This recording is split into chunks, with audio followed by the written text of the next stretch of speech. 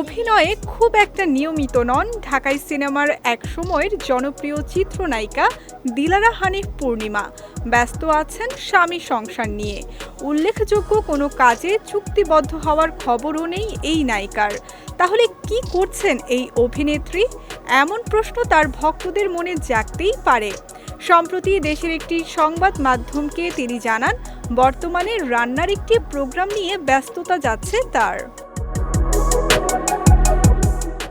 একটি সময় ঢাকাই সিনেমার এই নায়িকার চাহিদা ছিল আকাশচুম্বী। নির্মাতা তাকে নিয়ে সিনেমা বানালেই যেন পেয়ে যেতেন সফলতা।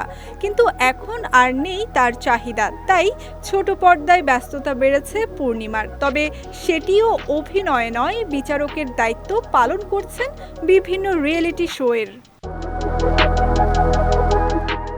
পূর্ণিমা বর্তমানে দেশের সবচেয়ে বড় কুকিং রিয়েলিটি শোয়ের প্রধান বিচারকের একজনের দায়িত্ব পালন করছেন, যা এই নায়িকা বেশ উপভোগ করছেন বলেও জানান।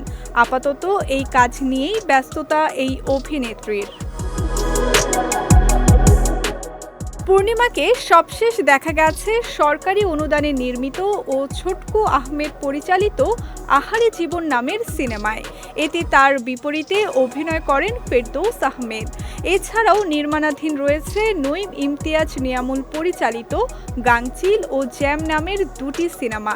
একটিতে পূর্ণিমার বিপরীতে আছেন ফেরদৌস আহমেদ, অপরটিতে অভিনেতা আরফিন শুভ। তবে দীর্ঘদিন ধরেই থমকে আছে সিনেমা দুটির কাজ।